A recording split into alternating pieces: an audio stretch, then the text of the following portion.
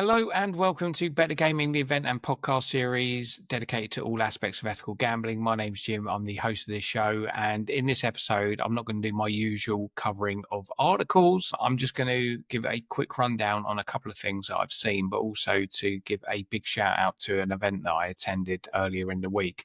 My two articles that I found really interesting this week were the fact that the Gambling Commission released figures that showed there's been a 2% decrease in people gambling. I don't believe this to be a trend, and it's the fact that people are playing less so the lottery. I believe that in the time period that the research was undertaken, there was less big sporting events, and so that is the reason for the 2% decline. I expect it to go up. If it does not go up, then I expect that there is some underlying engagement with the general public and the lottery, and I suspect that there are less people doing it. The second article that piqued my interest was that's happening today. So it's Saturday, the 24th of May. The championship playoff finals will be taking place. Now, it will be taking place at 3:01. Not the usual 3 p.m. kickoff. And the reason for that minute is that Skybet and the British Heart Foundation will be giving a 1-minute demonstration about the importance of CPR and how to do it. And this is part of their ongoing partnership, which I think has been really, really powerful. It's been going on for a couple of years.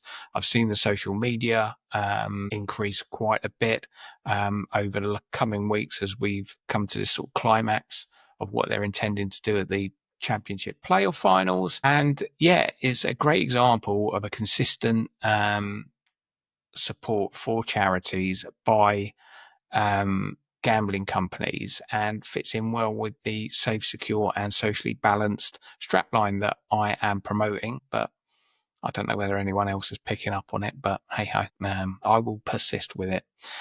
Then the final bit was just to say a massive well done to everyone's at the Lotteries Council. I went to the 2-day event at Kenilworth, which is just outside of Warwick. Never heard of Kenilworth before last year when I went for the first time, but yeah, it was at the Chestford Grange Hotel.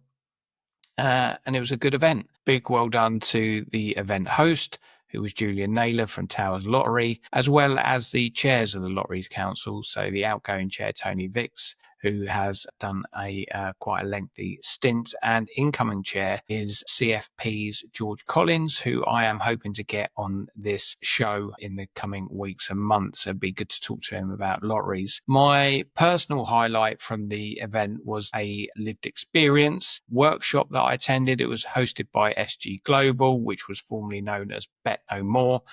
I don't know whether I'm allowed to connect the two, but I have. So, and it was done by Rachel Sims and somebody who was a compulsive gambler. She was great, really passionate about her journey, about the reasons behind it. And I always feel that anyone who delivers lived experience really helps you think about your role within the gambling industry and how you can make it better. You know, the lady was pretty much anti-lotteries, even though the lottery industry tries to separate itself as a low friction, low risk profile. But much like bingo, the ads are everywhere. It is part of the ecosystem of gambling, whether people like it or not. And so it just makes you think here about, you know, considering people that have trouble with gambling harm, and also being a responsible lottery manager, which is something that, you know, I would never advocate the banning of gambling. I'm not a prohibitionist, but what I would say is, could I be more considerate in the campaigns that I run, both digitally and face-to-face?